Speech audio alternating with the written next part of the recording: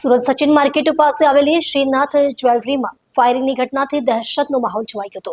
Firing દરમિયાન આશિષ સોની નામના યુવકને ગોળી વાગતા ગંભીર ઇજાઓ પહોંચી હતી। તાત્કાલિક સારવાર માટે નવી સિવિલ હોસ્પિટલમાં ખસેડવામાં આવ્યો હતો, જ્યાં તેનું ટૂંક સમયમાં જ મોત નીપજ્યું હતું।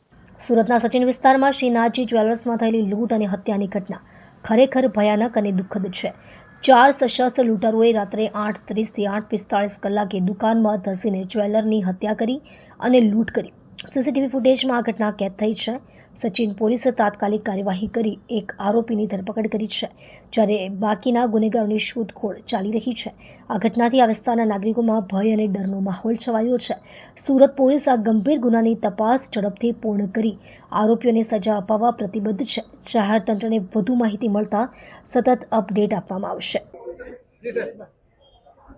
આજે સચિન પોલીસ સ્ટેશન વિસ્તારમાં સ્ટેશન બજારમાં એક શ્રીનાથજી જ્વેલર્સ કરી અને શોરૂમ આવેલો છે। એમાં રાત્રિના 8:30 થી 9:45 વાગ્યાના અરસામાં એક 4 આરોપીઓ ફાયરઆર્મ સાથે લૂંટ કરવાના ઈરાદે આ જ્વેલરીના શોરૂમમાં આવેલા હતા અને એમણે ત્યાંથી લૂંટ કરેલી હતી અને ત્યાંથી જે જ્વેલરી શોરૂમમાં હાજર આશિષભાઈ મહેશભાઈ રાજપરા જે હાજર હતા એમણે પ્રતિકાર કર્યો। તો આરોપીઓ પૈકીના એક આરોપીએ જે વિક્ટિમ જે છે આશિષભાઈ મહેશભાઈ રાજપરા એમના ઉપર 2 રાઉન્ડ ફાયર કર્યા। 2 રાઉન્ડ ફાયર જે થયા તો એમાં વિક્ટિમ જે છે આશિષભાઈ એમના છાતીના ભાગે બંને 2 બુલેટ લાગી। તો એમને પ્રાથમિક સારવાર અર્થે અહીંયા સચિન લોકલ હોસ્પિટલમાં અને ત્યાંથી વધુ સારવાર અર્થે એપોલો હોસ્પિટલમાં રિફર કરવામાં આવેલા, ત્યાં એમને ડેથ જાહેર કરેલા છે। એના સિવાય આ ફાયરિંગમાં બીજા એક વ્યક્તિનું પણ ઇન્જર્ડ થયેલા છે, એમને એપોલો હોસ્પિટલમાં એમને સારવાર અર્થે રિફર કરવામાં આવેલા છે। એમનું નામ અત્યારે જાણવાનો પ્રયત્ન ચાલુ છે।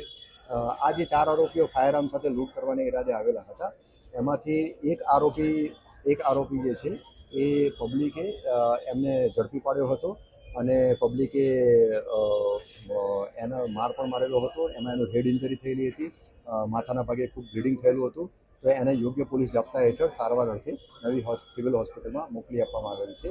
આ જે ગુનાવાળી જગ્યાએ જે 3 રાઉન્ડ ફાયર પ્રાથમિક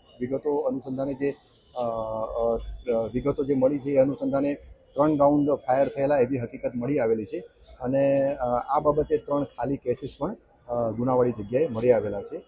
હાલમાં એક આરોપી પકડાઈ ગયેલો છે, એ સારવાર હેઠળ છે સિવિલ હોસ્પિટલમાં અને અન્ય 3 આરોપીઓ ફરાર થઈ ગયેલા છે। સુરત શહેર પોલીસની સ્થાનિક પોલીસની ઉપરાંત ક્રાઇમ બ્રાન્ચની ટીમ અને અલગ અલગ બીજી ટીમો પણ કાર્યરત થયેલી છે આ 3 આરોપીઓની ઝડપી પાડવા માટે।